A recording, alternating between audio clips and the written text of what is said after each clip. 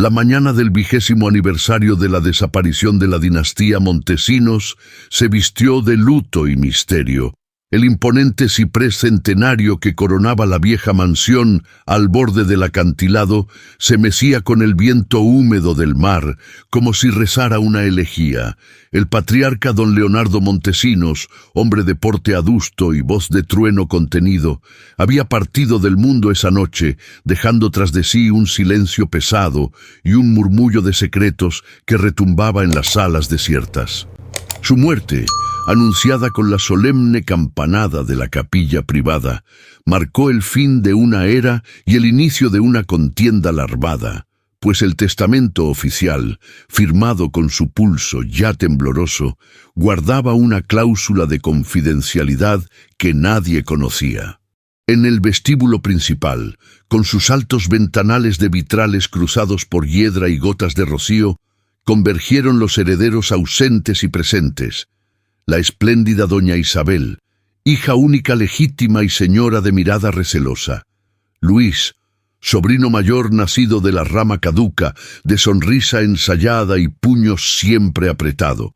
Elena, huérfana adoptada en un día de vendimia, cuyos ojos verdes aún reflejaban inocencia y dudas.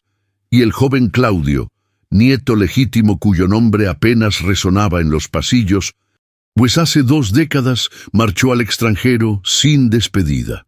Al llegar, cada uno sintió la misma opresión. Tras la puerta del estudio del patriarca aguardaba un misterio que solo podría resolverse en la penumbra de la tarde venidera. Un criado de cojera gris abrió la puerta del despacho con suavidad reverente. El aire olía a tabaco añejo y a madera centenaria. En la gran mesa de nogal reposaba el cofre de cedro que contenía los últimos documentos de don Leonardo. Doña Isabel, con el talle erguido y la voz firme, exigió leer primero la última voluntad.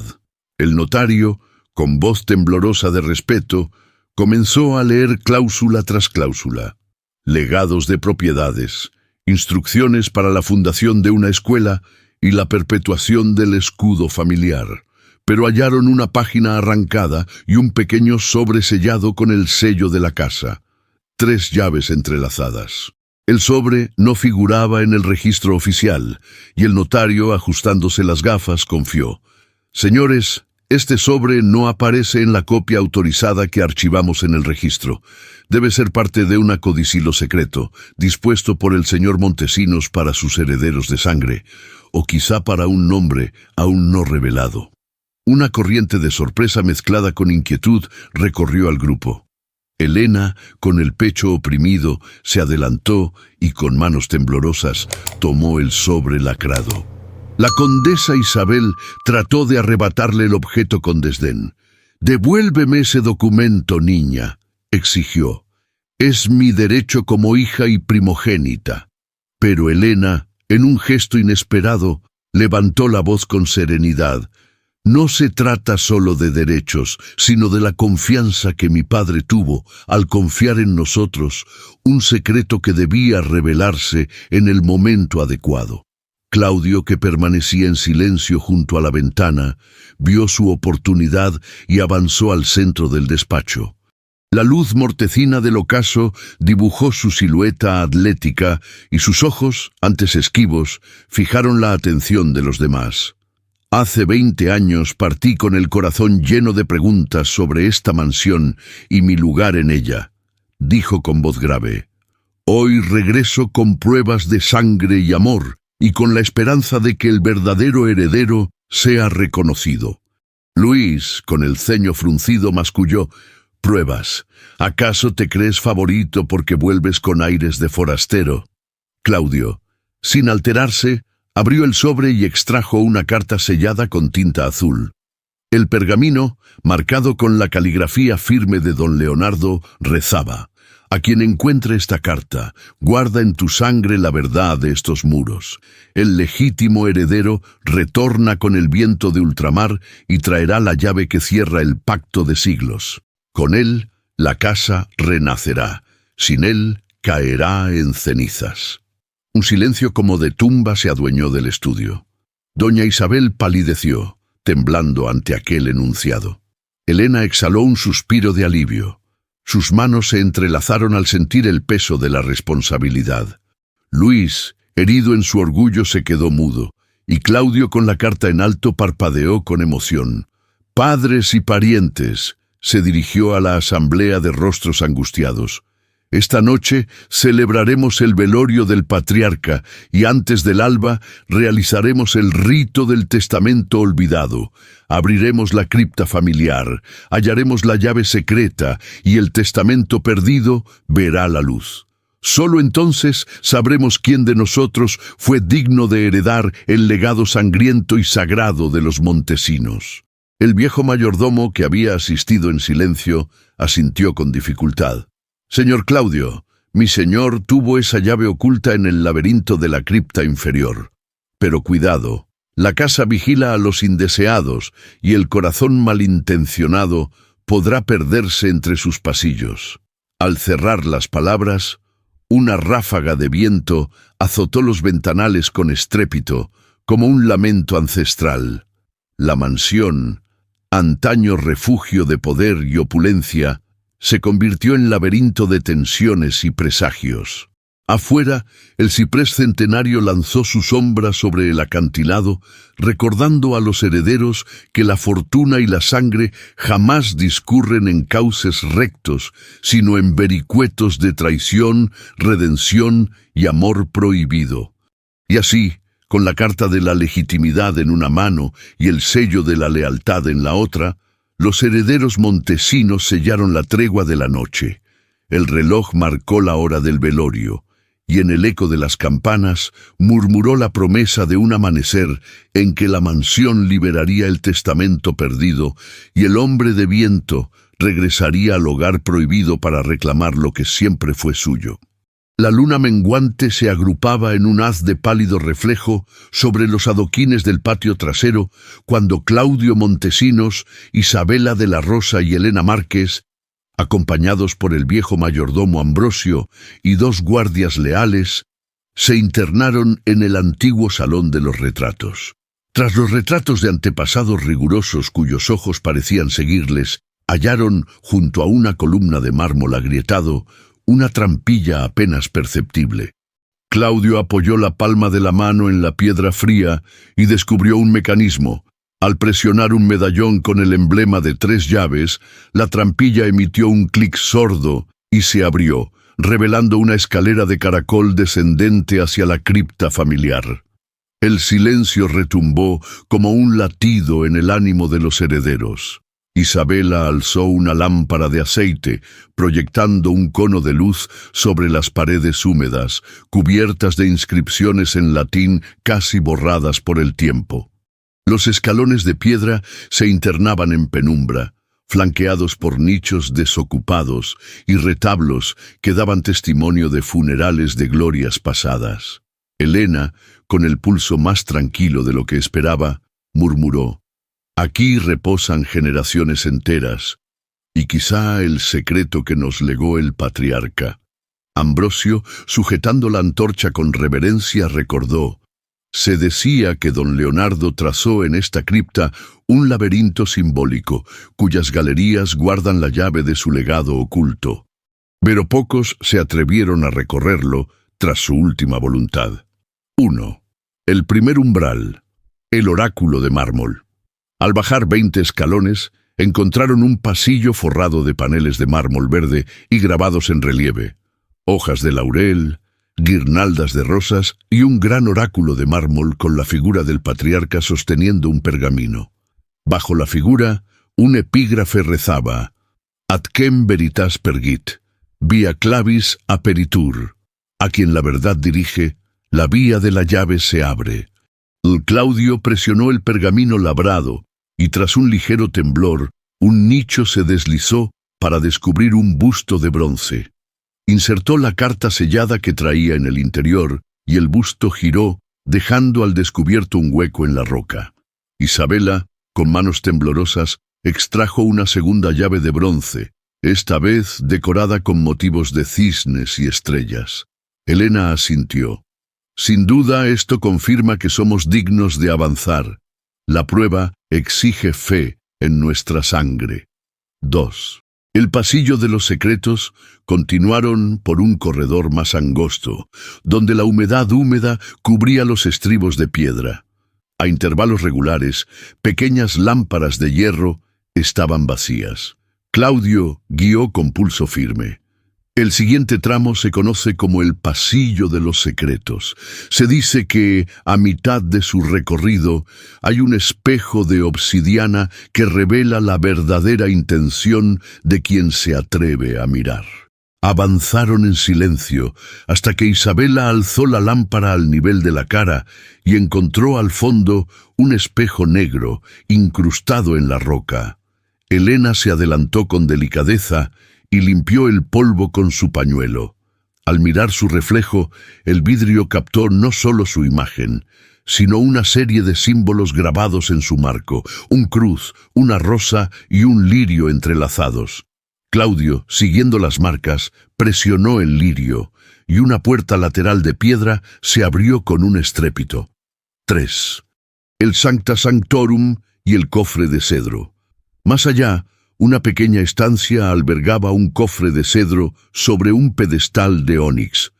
Las paredes estaban cubiertas de frescos desvaídos que representaban la vida de don Leonardo, su juventud en batallas, su retorno victorioso y finalmente su retiro en la soledad de la mansión.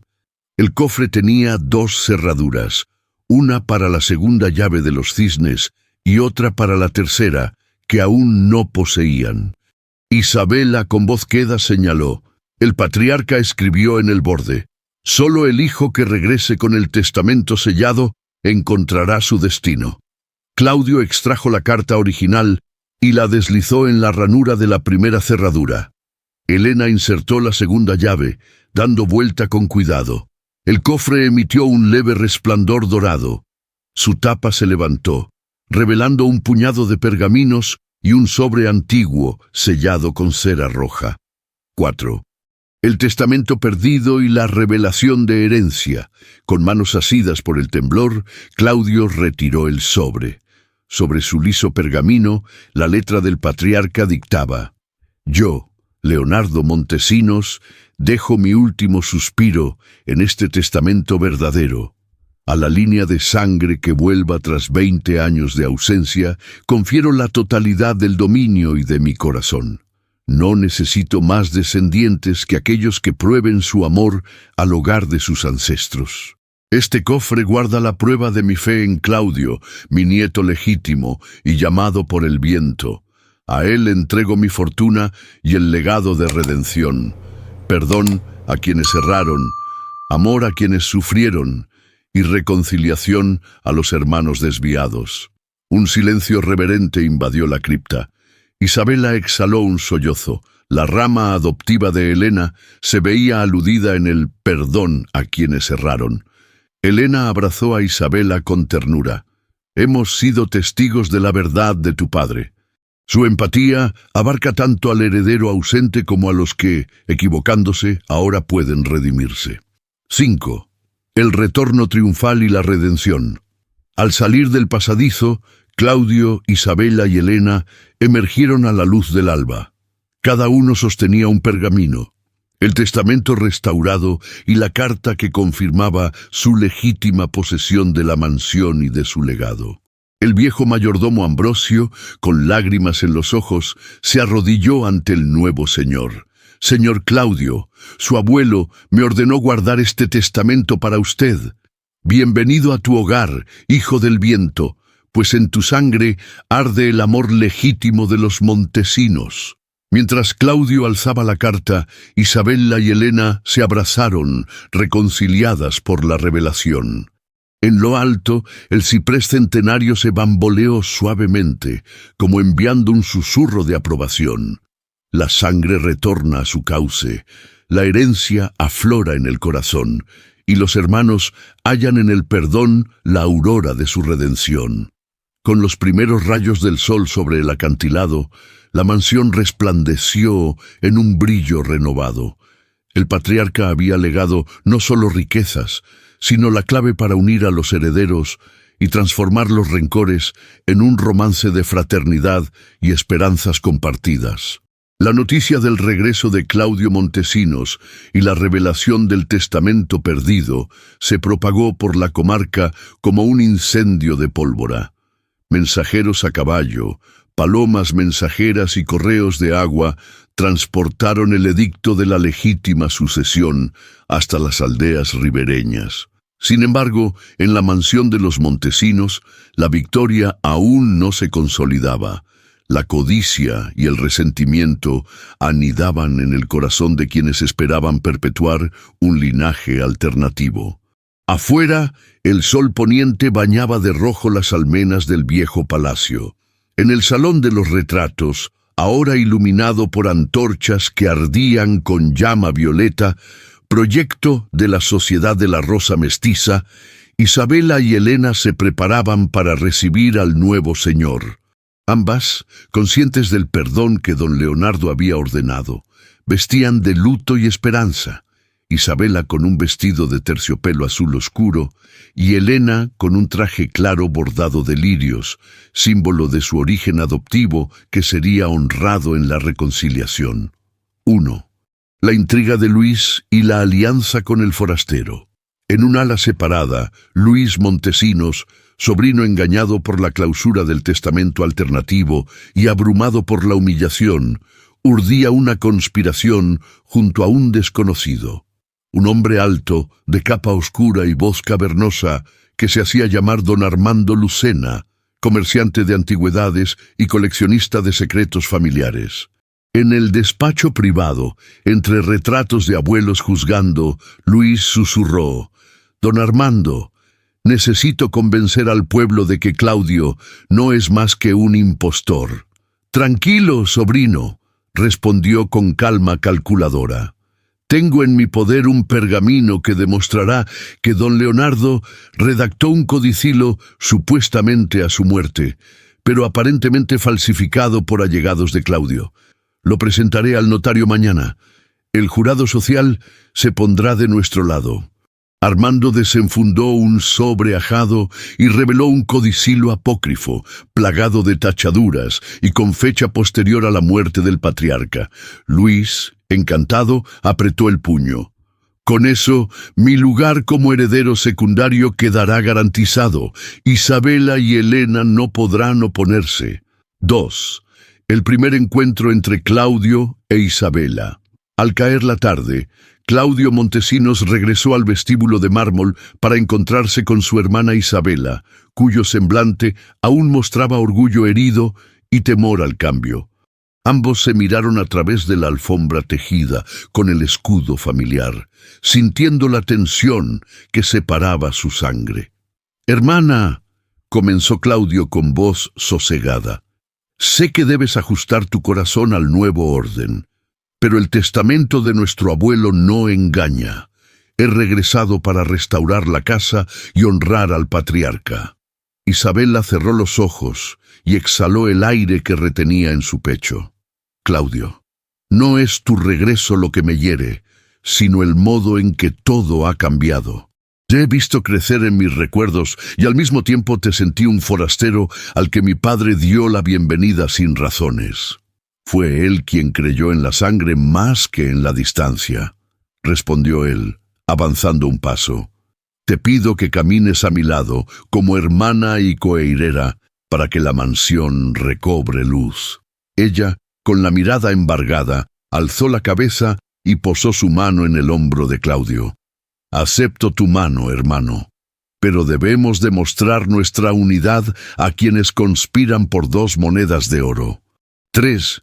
El test de la carta oculta y el desenmascaramiento. Esa misma noche, Claudio e Isabela, con la ayuda de Elena y Ambrosio, convocaron al notario oficial y a don Armando Lucena al estudio de Cedro, la antigua sala de reuniones del patriarca. Bajo la mirada de todos, don Armando presentó su codicilo apócrifo. «Aquí está», anunció con aire triunfal. Según este documento, Claudio fue desheredado y la fortuna pasó a manos de Luis. El notario, ajustándose la pluma, leyó en voz alta el encabezado: «Codicilo de rectificación, fechado 20 días tras el sepelio». Cuando llegó a la segunda página, Elena dio un paso al frente y deslizó el testamento verdadero extraído del cofre. «Este es el único codicilo auténtico», afirmó con firmeza. «Toda modificación posterior fue hecha con tinta de barril común y fecha falsificada». Ambrosio, con gesto solemne, señaló la tinta original. Este documento llevaba tinta de sepia mezclada con esencia de mirra, un rasgo que solo usaba don Leonardo en sus composiciones más íntimas. El notario comparó sellos y firmas. El codicilo de Armando carecía del anillo de sello real del patriarca y sus caracteres eran más temblorosos. Isabela, alzando la voz: «Don Armando, usted y Luis han mancillado la memoria de mi padre. Exijo su expulsión de la finca y su vergüenza pública». Luis, descubiertas sus intenciones, desvió la mirada, mientras Armando murmuró: «Jamás pensé que la tinta de mirra traicionara mis planes». 4. La redención de los herederos. Desviados ante el juicio social, el podestá Cervantes tomó la palabra. Se reconoce la validez del testamento verdadero y se declara nulo el codicilo apócrifo. Don Luis Montesinos pierde cualquier derecho de sucesión y don Armando Lucena queda expuesto por falsificador de documentos y desacato a la autoridad. Luis, con el rostro inundado de vergüenza, cayó de rodillas ante Claudio e Isabella, solicitando clemencia. «Hermano, hermana, os ruego perdón. Mi ambición nubló mi juicio. Os entrego mi espada y mi lealtad, si aún podéis considerarme digno de redención». Claudio, con el corazón conmovido, tendió la mano. «La sangre perdona cuando reconoce el arrepentimiento. Levántate».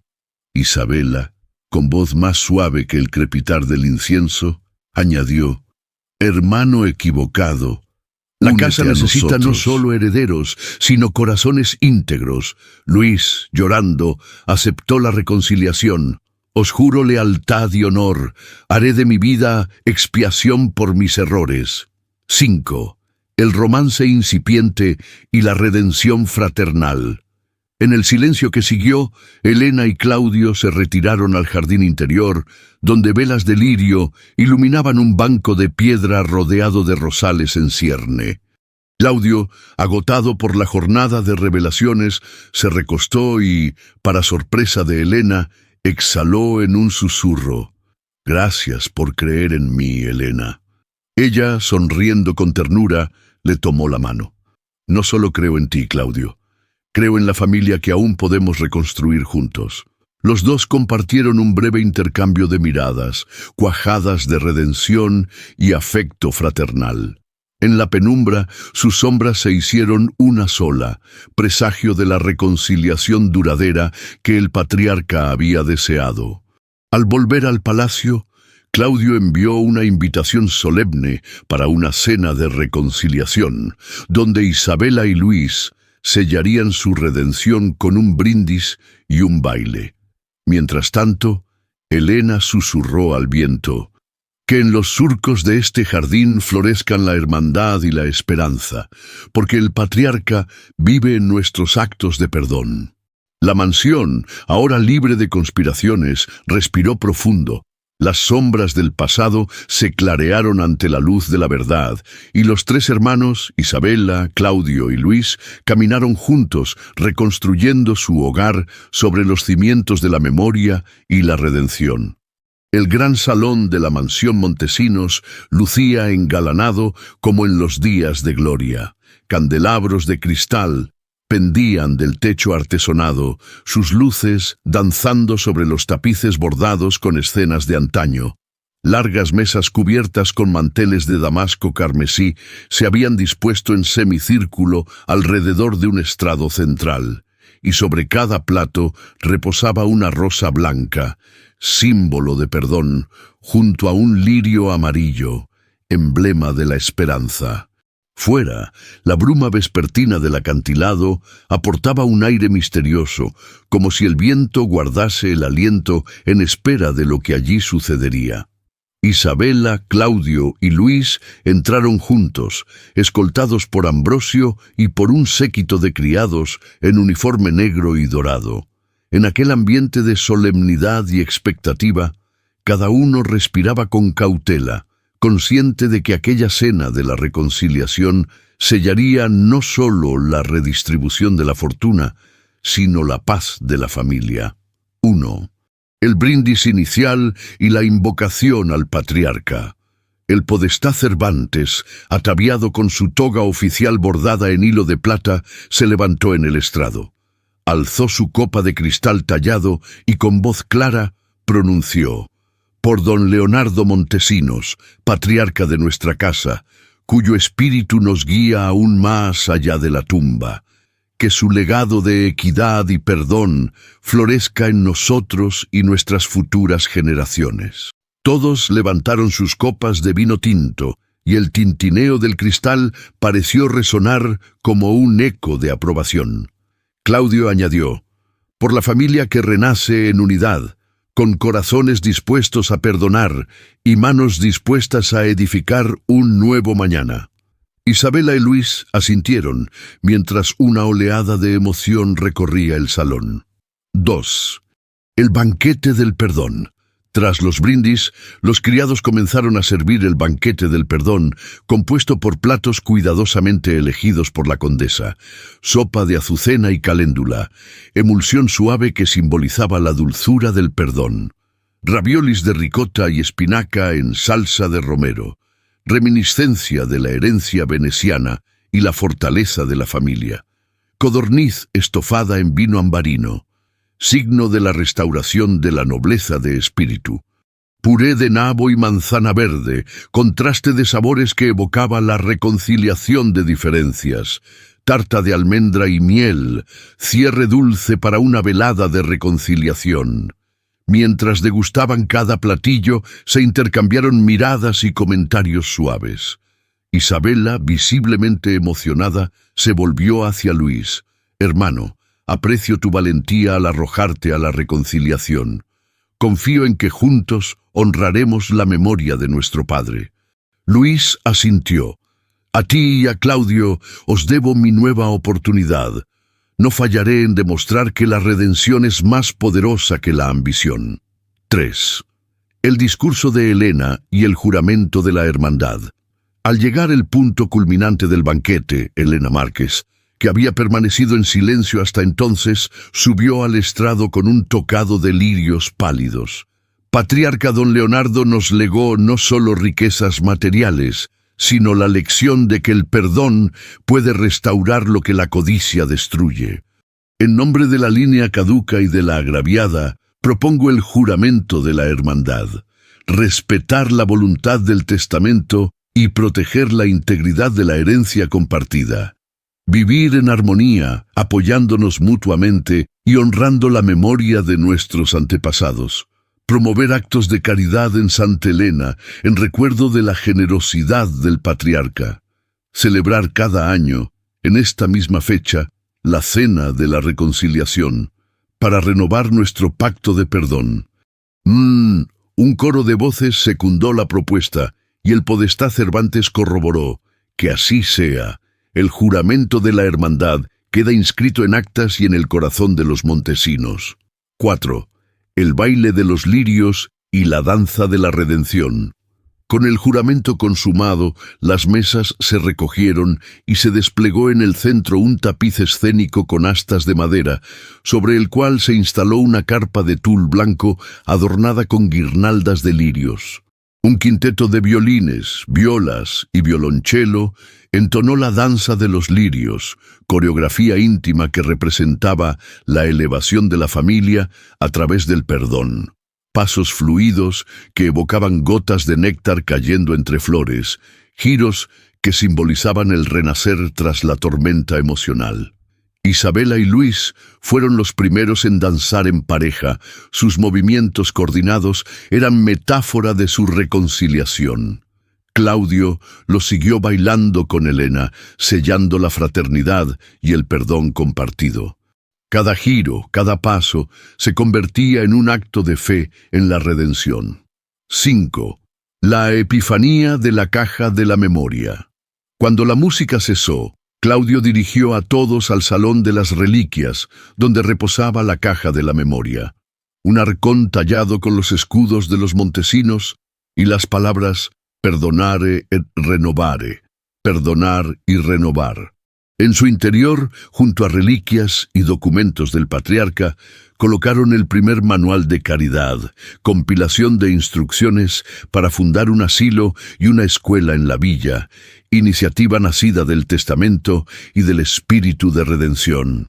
Isabela depositó en la caja un rosario de perlas blancas, Luis un manuscrito de su abuelo sobre ética de liderazgo, Elena una rama de lirio fresco y Claudio el testamento original. El podestá selló la caja con cera de miel y un sello doble, para que solo pudieran abrirla los 3 herederos unánimemente.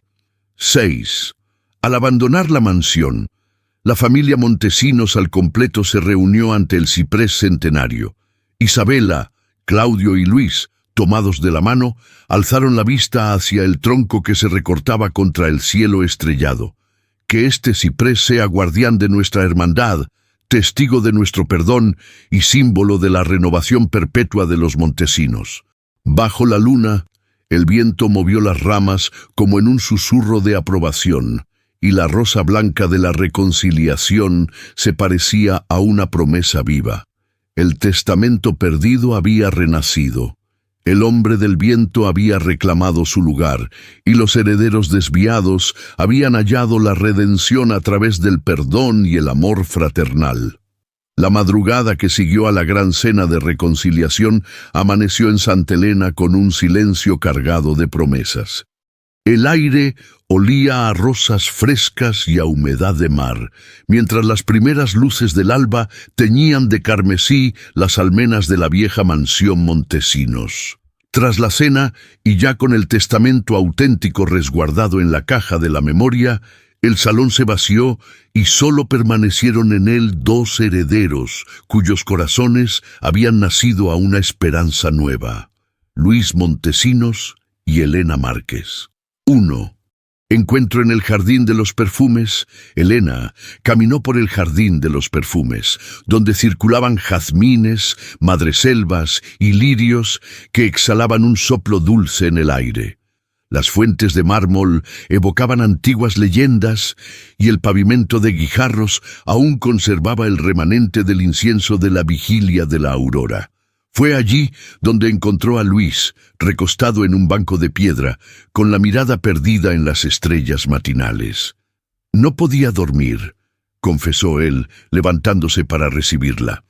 La redención me pesa y me libera a la vez. Elena se incorporó y tomando su mano respondió: lo entiendo.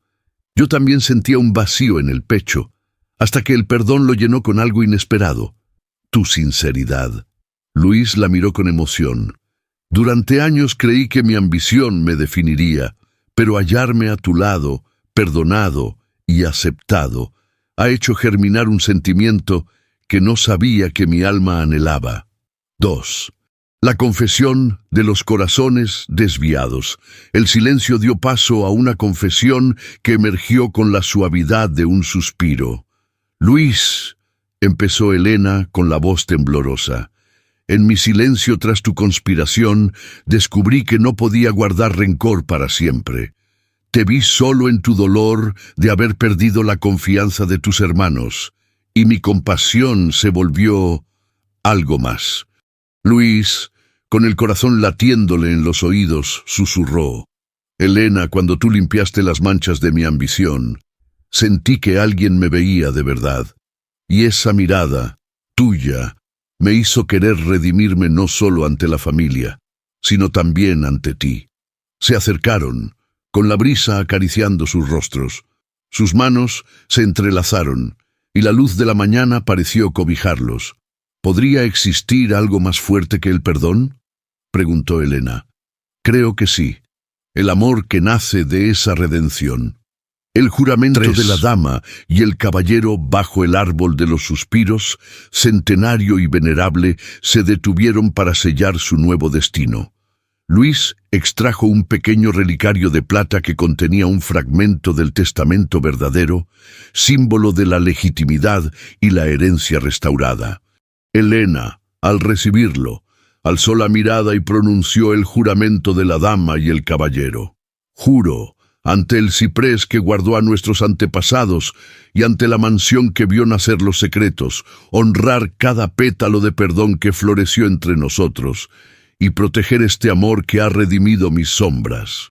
Luis, con voz quebrada por la emoción, completó: juro, ante la esencia de la rosa y el lirio, ser digno de tu confianza y de tu corazón, cuidando este amor como la herencia más valiosa de los montesinos. Se dieron un beso suave, imbuido de aquella mezcla de gratitud y pasión que solo brota de las almas que han encontrado la luz tras haber pecado. 4. La búsqueda del patriarca en los muros del alma.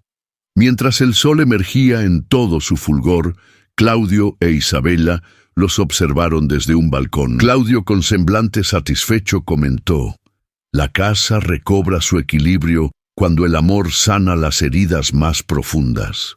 Luis y Elena han convertido su redención en fuerza de renovación. Isabela asintió, con lágrimas de regocijo.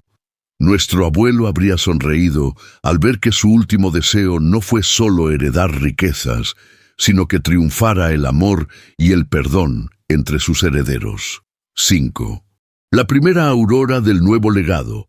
Al atardecer se celebró la primera aurora del nuevo legado, ceremonia en que la familia y los habitantes de Santa Elena se reunieron para plantar un jardín de la redención. Setos de rosas blancas mezcladas con lirios amarillos y en el centro una fuente tallada con las 3 llaves entrelazadas.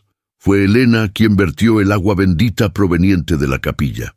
Que estas aguas sean símbolo de limpieza y renovación, dijo. Que cada gota recuerde la importancia de perdonar, amar y renacer. Luego Luis plantó una rosa en el borde, mientras Claudio y Isabela cerraban el círculo con lirios. El jardín cobró vida con la luz de las antorchas que se encendieron al caer la noche. 6. La mansión Montesinos, durante siglos testigo de intrigas y codicias, se preparaba para un nuevo capítulo donde la herencia no se mediría en monedas, sino en actos de amor y perdón. Bajo aquel jardín recién plantado, los Montesinos hallaron una nueva raíz, el romance inesperado entre 2 corazones redimidos que selló el verdadero legado de su patriarca. Donde la traición echó sombras, germinó la rosa del perdón, donde el odio alzó muros, floreció el lirio del amor. Con un romance surgido del arrepentimiento y la redención, fusionando 2 destinos en uno solo, el del hombre que retornó tras 20 años y la mujer que supo ver más allá de sus errores, sellando para siempre la aurora invicta de la familia Montesinos. Las primeras luces del día infiltraron las vidrieras del Salón Azul, donde la familia Montesinos se reunió por última vez para sellar el cambio de ciclo. Claudio, ya investido formalmente como señor de la mansión, se posó junto al balcón que daba al acantilado, mirando el horizonte donde el mar y el cielo se fundían en un degradé de turquesa. Isabela, radiante aún en su luto transformado en elegancia, estaba flanqueada por sus 2 hermanos redimidos. Luis, con el semblante templado por la reconciliación, y Elena, cuyo amor forjado en perdón se manifestaba en una sonrisa orgullosa. La mañana estaba fresca, perfumada de rocío y jazmines. Claudio inauguró la ceremonia con un voz firme. Hoy no solo recuperamos nuestra herencia, sino que cimentamos el legado viviente de los Montesinos, destinado a honrar la memoria de nuestro abuelo Leonardo y a servir al pueblo que nos vio nacer. Convocamos a la nobleza y al pueblo, a parientes y vecinos, a forjar juntos un mañana fundado en la justicia, el amor y la esperanza. 1. La fundación de la Escuela de los 3 Lirios. Ante el estrado, un arcaico mapa de la comarca indicaba el emplazamiento de la nueva escuela de los Tres Lirios, un edificio de piedra clara y grandes ventanales, preparado para acoger a niños de cualquier cuna. Claudio desveló el nombre con un gesto solemne. La escuela llevará los 3 lirios del testamento verdadero, símbolo de pureza, redención y renacer. Aquí se impartirán clases de lectura, escritura, historia y valores cívicos, gratuitas para todos. Isabela, como directora honoraria, depositó en un cofre los estatutos de la escuela. Educación laica, plural y solidaria. Elena y Luis, en calidad de patronos, prometieron destinar anualmente un porcentaje de las rentas de la finca a becas y manutención. Un escultor local, Gabriele Rossi, entregó un modelo en yeso de la fachada, adornada con relieves de lirios y rosas entrelazadas, inspirado en el Jardín de Reconciliación. 2. El Asilo de la Misericordia y el Hospital de la Aurora. Junto a la escuela, en un ala independiente, Luigi Benedetti, jefe de obra y antiguo amigo de Claudio, presentó los planos del Asilo de la Misericordia, donde ancianos y enfermos hallarían cobijo y atención. El asilo, de 3 plantas, contaría con un pequeño capilla dedicada a Santa Catalina y un claustro con un pozo de aguas cristalinas. Claudio explicó: «Mi abuelo don Leonardo siempre quiso aliviar el sufrimiento ajeno. Hoy erigimos este asilo y, a su lado, el Hospital de la Aurora, equipado con salas de curación y clínicas móviles para llevar atención a las aldeas remotas». Isabela, visiblemente emocionada, bendijo el proyecto. Que las manos que aquí curan reflejen la misericordia que nos ha salvado como familia. 3. El Festival de los Montesinos y el juramento público. Al mediodía, la mansión y su parque se llenaron de mesas de madera rústica cubiertas con manteles blancos y rojos. Los campesinos, artesanos, comerciantes y dignatarios se congregaron para el Festival de los Montesinos, en el que se combinarían la gastronomía local y el arte tradicional. Degustación de panes de aceitunas y tomillo, guisos de cordero con hierbas de la montaña, quesos de cabra con miel de brezo, vinos de cosecha propia. En el estrado instalado frente al gran rosal de la Reconciliación, cada uno de los 3 hermanos pronunció un juramento público. Claudio: «Juro gobernar esta casa con equidad y transparencia, defendiendo la verdad y el legado de mi abuelo». Isabela: «Juro liderar la educación y la cultura para que cada niño conozca su historia y valore la justicia». Luis: «Juro servir con lealtad y solidaridad, protegiendo a los vulnerables y promoviendo el perdón». La multitud respondió con vítores y aplausos, mientras Elena, en calidad de testigo, alzaba un ramo de lirio como símbolo de la promesa cumplida. 4. La noche de las 1000 lámparas y la danza de la unidad. Al caer el sol, el parque se iluminó con 1000 lámparas de aceite, colgadas de hilos de cobre entre los árboles floridos.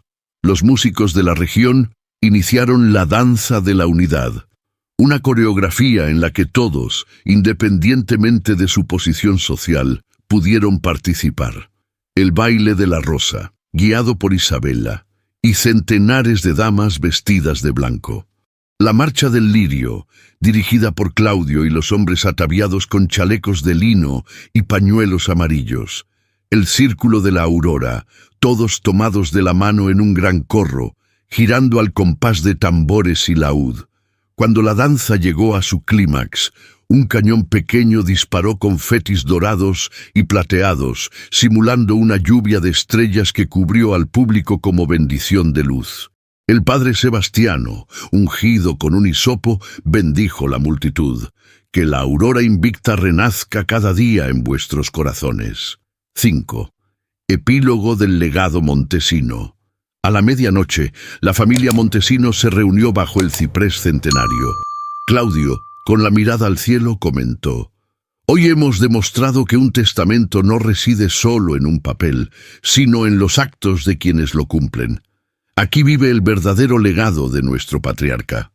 Isabela apoyó la cabeza en su hombro, y aquí florece la nueva dinastía, una familia unida por el perdón, la educación y la solidaridad. Luis, con voz sonriente, añadió: y yo, que nací en la codicia, hallé en el amor y la redención mi verdadera herencia. Helena, cerrando el círculo, susurró al viento: que la aurora viviente ilumine siempre Santa Elena, para que cada prueba y cada perdón germinen en esperanza y en la promesa de un mañana compartido.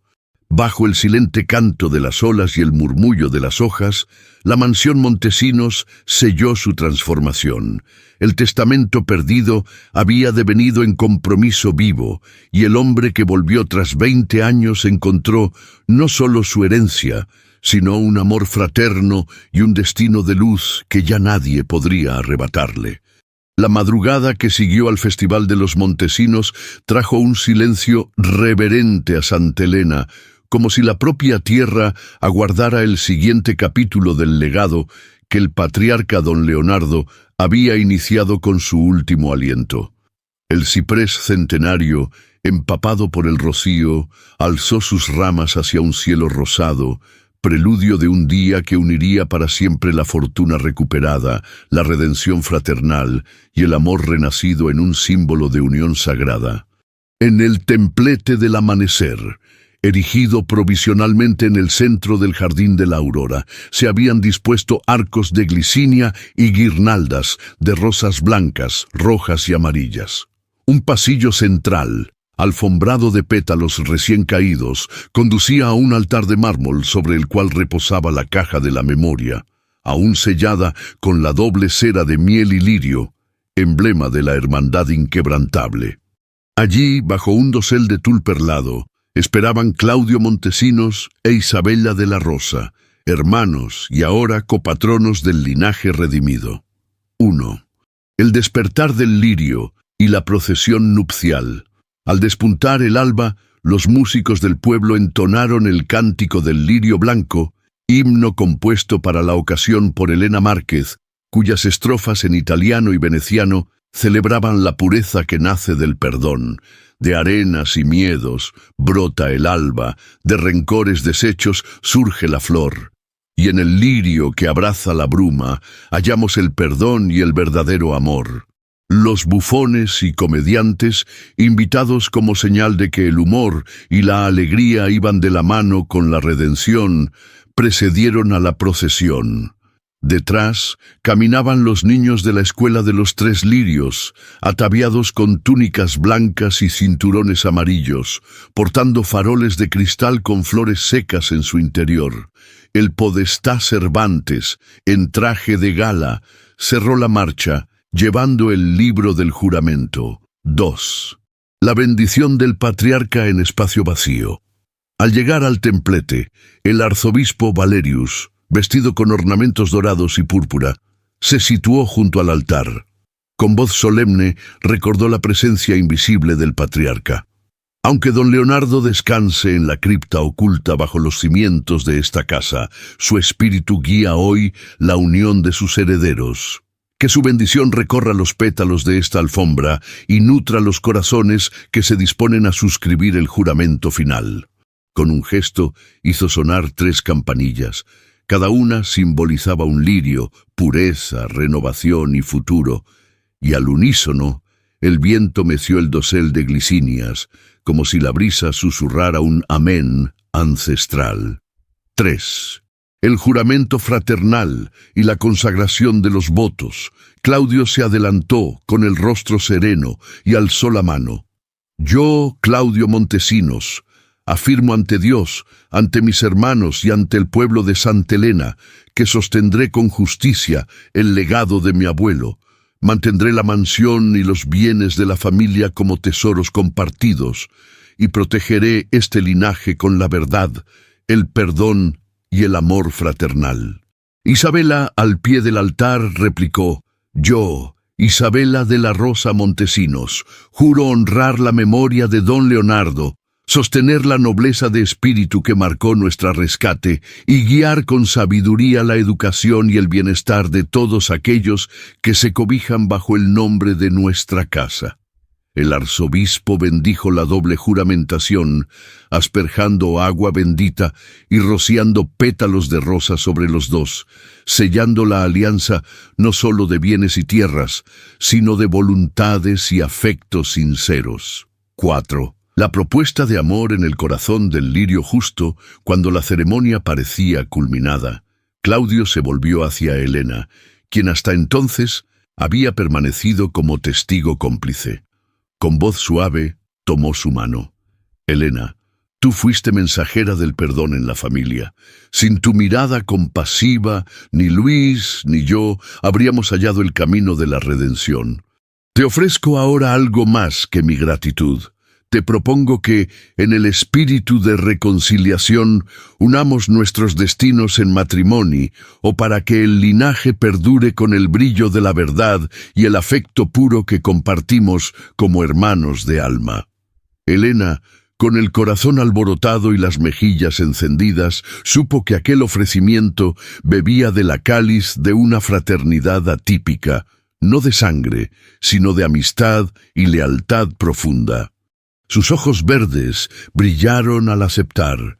Claudio, acepto tu propuesta en el altar del perdón y juro ser compañera de tu vida y custodio de tu paz, compartiendo contigo este legado nacido del amor y del renacer. 5. La boda de la redención y la aurora perpetua. El arzobispo, sorprendido por la singular unión, levantó una ceja y luego, sonriendo con benevolencia, procedió.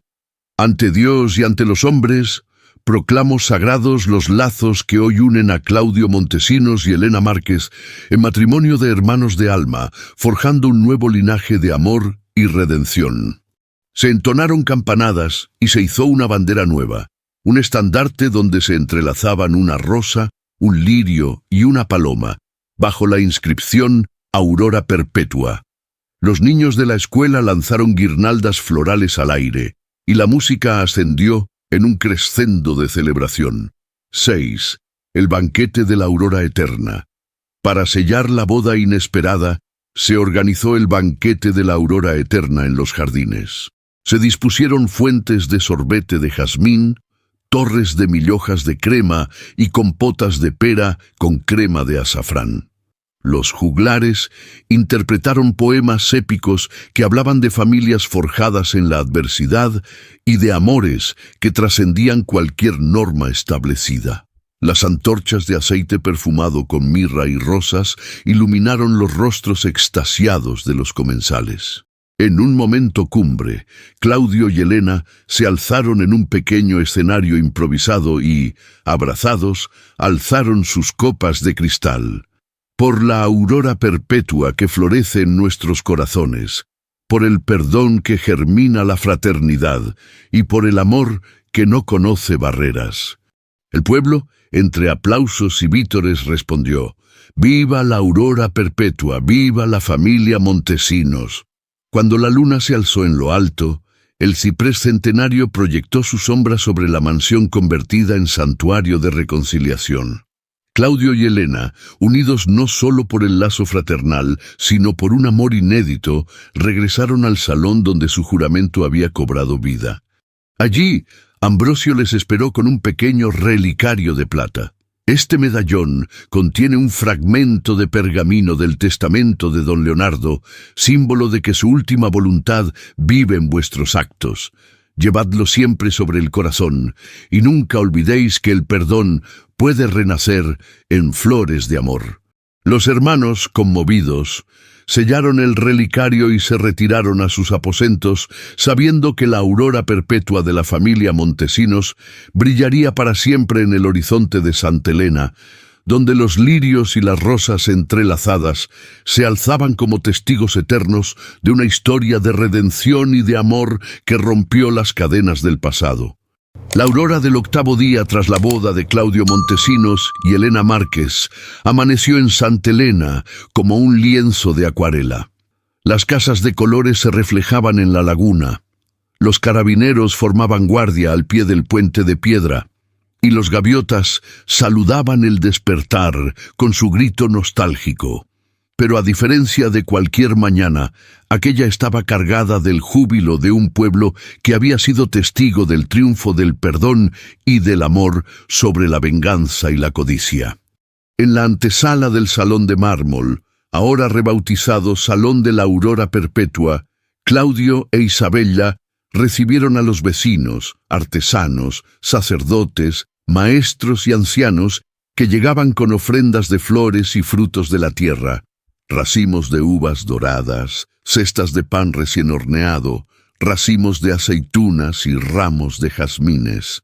Elena y Luis, a su vez, procedían a inaugurar formalmente las dos últimas obras fundadas en el espíritu del Testamento: la Biblioteca de la Memoria y el Corredor de la Hermandad. 1. La Biblioteca de la Memoria. Al otro extremo de la mansión se había habilitado un antiguo invernadero como Biblioteca de la Memoria, cuyas paredes vidriadas ahora exhibían estanterías repletas de volúmenes donados por familias de la comarca. Doña Mercedes, la curandera convertida en archivera de memoria, condujo a Claudio e Isabela por los pasillos de libros. Aquí almacenaremos la historia de cada familia, desde el primer aliento de nuestro patriarca hasta las voces de quienes hoy reconstruyeron la casa. Cada libro lleva un fragmento de lo que fuimos y de lo que hemos elegido ser. Bonha. En un atril central descansaba el Testamento verdadero y el Manual de Caridad, encuadernados en cuero verde lima con el lema «Perdonare et renovare», impreso en letras de oro. Claudio, con voz emocionada, dijo: «Esta biblioteca será faro de conocimiento y espejo de nuestra evolución.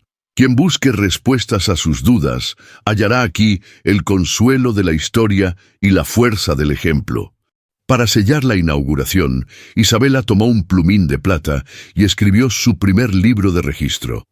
Aquí comienzan las crónicas de la Aurora Perpetua, para que nunca más el Testamento de la Memoria sea olvidado. 2. El Corredor de la Hermandad. Desde la biblioteca, un arco bajo conducía al Corredor de la Hermandad, galería estrecha de paredes encaladas y suelo de mosaico de piedra blanca y rosa. A lo largo de sus muros, escultores y pintores habían representado escenas clave de la saga Montesinos, la llegada de Claudio, escena en la que el viento abre la puerta secreta, el descubrimiento del testamento, frescos de pergaminos y llaves entrelazadas, la conspiración y la redención, figuras de Luis y Armando dejando caer sus armas, la boda de la Aurora, Claudio y Elena bajo el dosel de glicinias, la fundación de la escuela y el asilo, niños con libros y ancianos recibiendo ayuda. Al final del corredor, un relieve en mármol mostraba el ciprés, centenario en sombras y luces, con la inscripción: «Quien camine por aquí hallará en cada paso un don para la patria, un abrazo para la familia y un canto a la libertad». Luis, guiando a los visitantes, señaló: «Este corredor no es un simple paseo, es un recordatorio de que la hermandad se construye paso a paso, con actos de valentía y gestos de bondad». 3. La renovación de los símbolos familiares. A media mañana, Claudio convocó a Isabela, Elena y Luis al patio central, donde se alzó un templete de los tres símbolos: una rosa mestiza tallada en ónix, un lirio blanco de mármol y un frasquito de cristal con esencia de mirra. Con un gesto solemne, vertió agua del pozo del jardín sobre la base del lirio y pronunció: «Renovamos hoy el sello de los Montesinos, la rosa mestiza, símbolo de amor fraterno, el lirio blanco, emblema de pureza y esperanza, y la esencia de Santa Catalina, promesa de gracia divina». Isabela alzó el lirio y entonó el cántico de la Aurora Perpetua, himno compuesto por Maestro Girolamo. Lirio y rosa, destellos del alba, fragancia de sueños y promesas. Alumbra, aurora, nuestro destino, que en tus brazos germinen las certezas. El viento meció las glicinias del templete, como conduciendo la melodía hacia los rincones de la villa. 4. La promesa de los aldeanos y la caravana del retorno. A continuación, el podestá Cervantes presentó la promesa de los aldeanos, documento firmado por representantes de Santa Elena, Santa Clara y Montesusurro, que comprometía a mantener la alianza de ayuda mutua, intercambio cultural, compartir maestros y maestras entre las escuelas, red de asistencia, enviar médicos y curanderos a las aldeas más alejadas. Caravana del retorno, desfile anual en que los montesinos llevarán donativos a cada comunidad. Fiesta de la aurora perpetua, celebración mixta que rotará cada año entre las localidades. Para sellar el pacto, ancianos y jóvenes depositaron ofrendas de pan y semillas en una caja comunal, que Claudio cerró con llave. Esta caja contendrá semillas y alimentos para compartir en tiempos de necesidad. Será signo de nuestra fraternidad en la abundancia y en la escasez. 5. El rito nocturno de las 1000 luces. Al anochecer, los montesinos organizaron el rito de las 1000 luces, ceremonia íntima en el Jardín de la Aurora. 200 linternas de papel se colgaron de las ramas del ciprés, y cada linterna llevaba el nombre de un aldeano. Cristín, la farera mayor, encendió las miles de velas, creando un cielo suspendido en tierra. Que estas luces iluminen cada hogar y cada alma, recordando que la aurora perpetua nunca se extingue porque reside en nuestros corazones. Los herederos, de pie bajo la lluvia de luces titilantes, sellaron el momento con un abrazo colectivo, mientras los ecos de tambores y flautas resonaban en el silencio de la noche. 6. Epílogo del legado eterno. En el cenit de la noche, Claudio y Elena se despidieron de la multitud y regresaron al salón de la aurora perpetua, donde la caja de la memoria aguardaba un nuevo documento. La primera crónica de la aurora, escrita por Isabela y Elena, que narraría la saga completa para que no se perdiera en el olvido. Mientras cerraban el libro con un broche de plata, Claudio pensó en su abuelo Leonardo. Ha sido tu última voluntad la que nos enseñó que el mayor tesoro no es el oro ni la mansión, sino el perdón compartido y el amor que florece en el corazón de los hombres.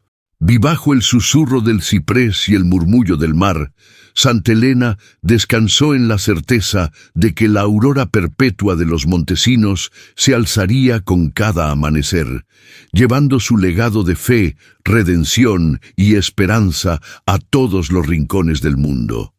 La luna llena brillaba con un fulgor extraño la noche que siguió a la fundación de la Biblioteca de la Memoria y el Corredor de la Hermandad. Un viento cálido recorrió los pasillos de la mansión Montesinos, llevando en su aliento el perfume de las glicinias y los jazmines del Jardín de la Aurora. Sin embargo, aquella calma era engañosa. En lo alto de la colina, tras los muros de la capilla, se reunía en secreto un grupo de antiguos allegados de don Leonardo, resentidos por las reformas y la redistribución de la fortuna. 1. La conjura en las sombras del santuario. A medianoche, bajo un dosel de nubes densas, Nicolás Ferretti, ex administrador de fincas y antiguo confidente del patriarca, convocó a otros 5 conspiradores en el refectorio abandonado, al fondo de la capilla. Entre ellos, la baronesa Ana Cecilia y el notario traidor Armando Lucena, quienes aún resentían haber sido despojados de sus privilegios. «Esta mansión ya no respira el espíritu de don Leonardo», susurró Ferretti, su voz rebotando en las paredes góticas. «Debemos demostrar al pueblo que sin el férreo control antiguo no hay orden ni prosperidad. Mañana, al alba, incendiaremos la Biblioteca de la Memoria. Las llamas purgarán la herejía de la historia abierta y devolverán el poder a quienes lo merecen». Armando, con una lámpara de aceite en una mano y un pergamino apócrifo en la otra, asintió con malicia. He reescrito un pasaje del Testamento donde don Leonardo profetizaba que el conocimiento abierto traería ruina. Con eso y las llamas, el pueblo volverá a nuestros pies. 2. El presagio en el jardín de la aurora. Mientras tanto, en el jardín de la aurora, Elena y Luis habían quedado realizando la última inspección de los lirios y las rosas, preparando la mañana para la primera feria de la aurora, mercado de semillas y libros antiguos. Elena notó un cambio en el aire.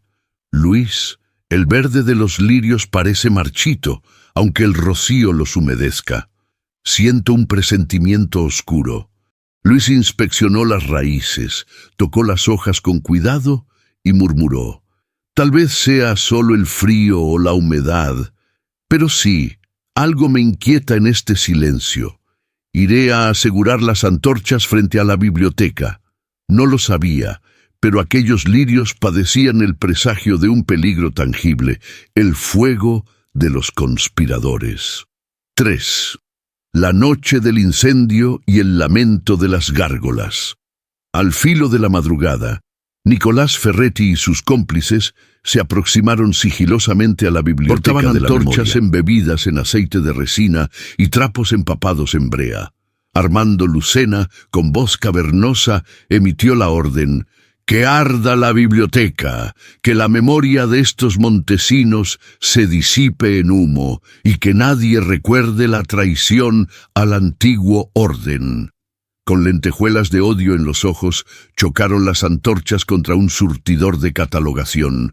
Un gentío de libros, pergaminos y confidencias estalló en chispas.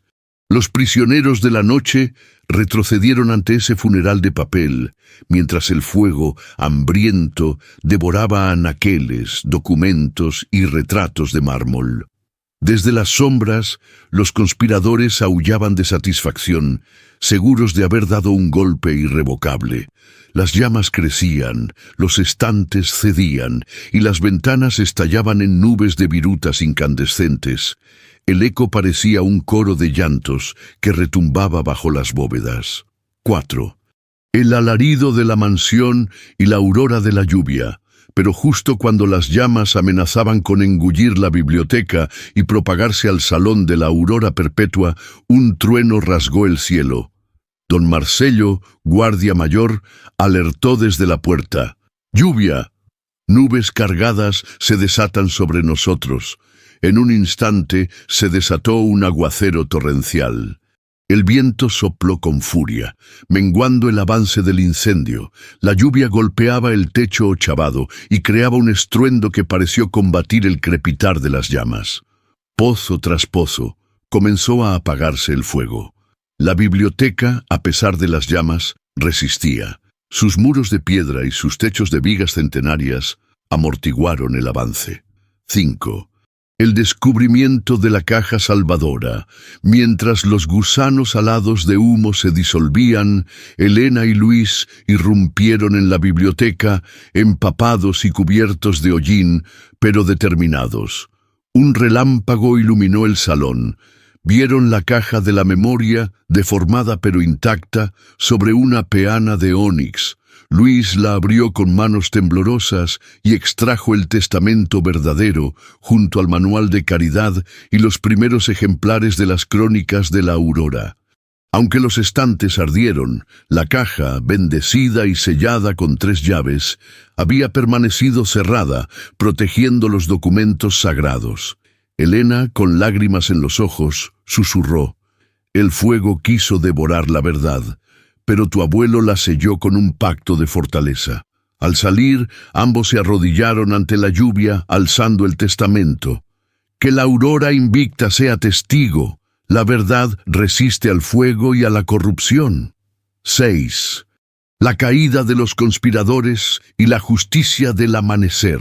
Al amanecer, la mansión Montesinos apareció desgarrada por la humareda y los cuerpos callados de los conspiradores. Nicolás Ferretti y Armando Lucena fueron encontrados en la capilla lateral. inconscientes por el derrumbe del techo que el fuego y la lluvia provocaron. Habían sucumbido a su propia traición.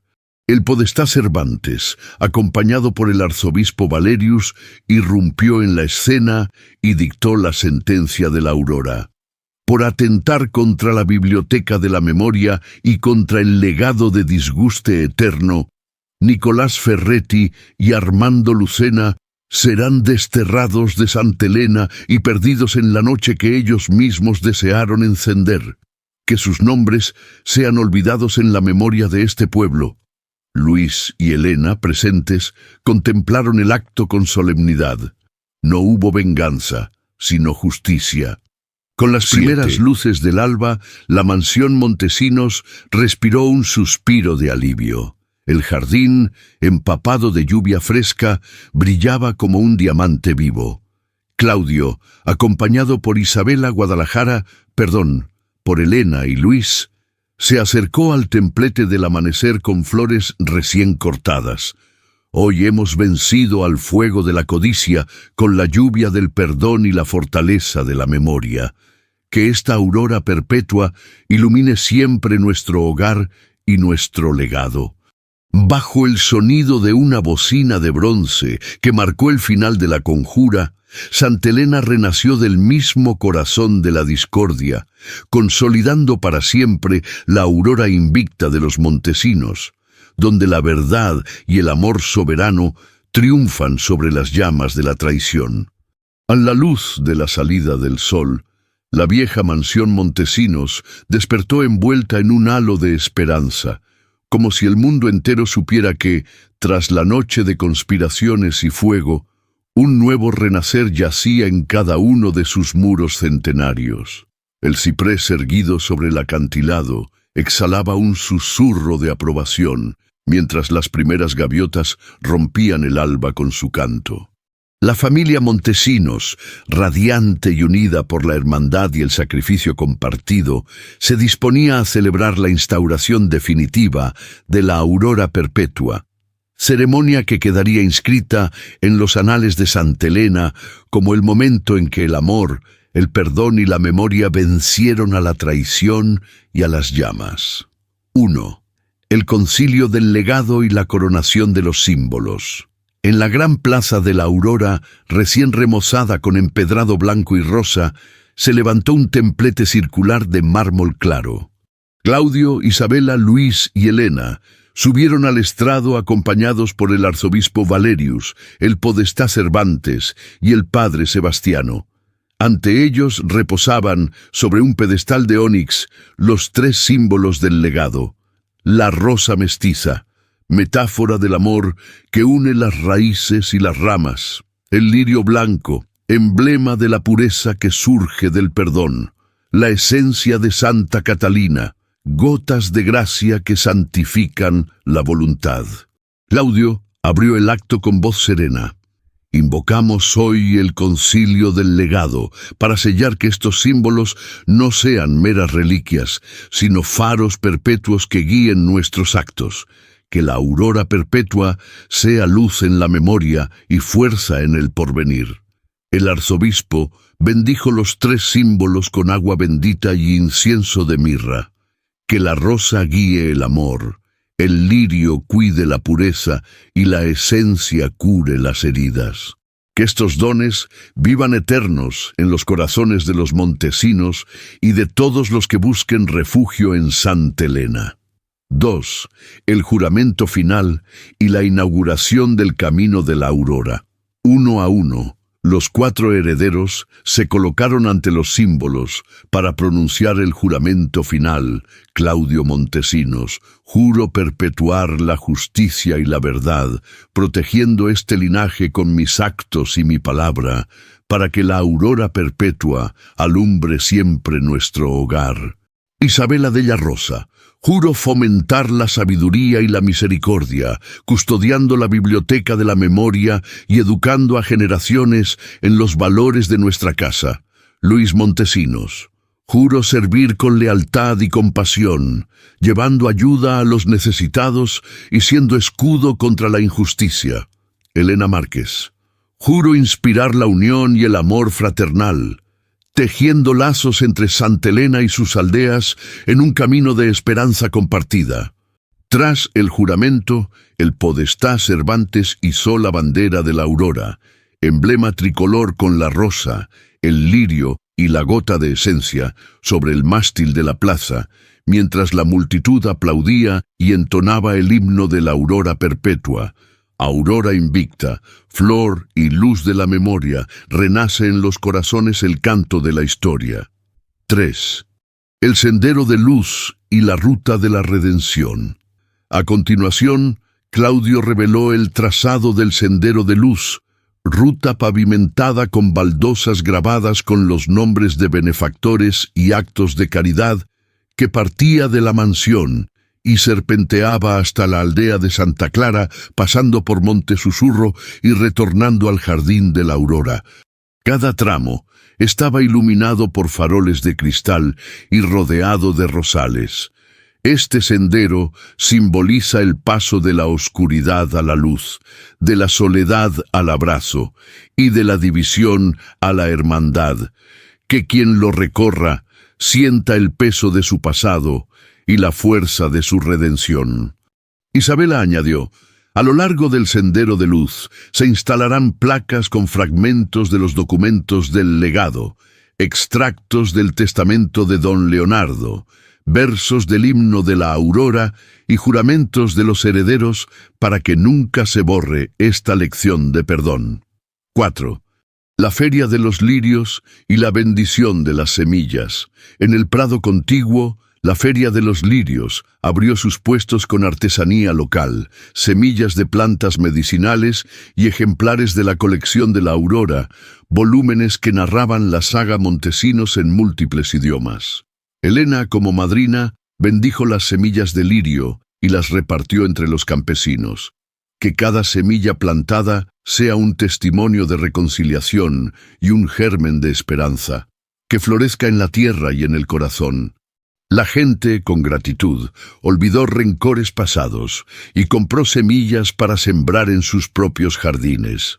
5. La danza final y el círculo de la aurora.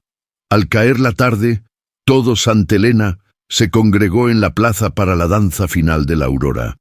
Un gran corro mixto donde participaban desde niños hasta ancianos, siguiendo la coreografía de la rueda de luz, que consistía en 5 pasos circulares, simbolizando el perdón, la redención, la unión, la educación, el futuro. Cada paso venía acompañado por un verso del himno, cantado al unísono, mientras los faroles iluminaban el círculo de manos entrelazadas. En la rueda florece el perdón compartido. En cada vuelta nace un sueño redimido. 6. Epílogo del legado inmortal. Cuando la última nota se desvaneció y las antorchas se consumieron, la familia Montesinos se despidió de la plaza bajo un cielo estrellado. Claudio, Isabela, Luis y Elena, tomados de la mano, contemplaron el perfil iluminado de la mansión y el sendero que partía hacia el horizonte. Hemos cumplido la última voluntad de don Leonardo, convertir el testamento perdido en un legado viviente, donde el perdón, el amor y la memoria sean semillas de un mañana sin fin. El ciprés, mecido por la brisa marina, pareció envolverlos con su sombra protectora. Y así, con la aurora perpetua ascendente en cada pecho, Santa Elena se durmió en la certeza de que la historia de los Montesinos viviría para siempre, inscrita no en un pergamino, sino en los actos de quienes habían aprendido a fundar su fortuna en la luz del corazón.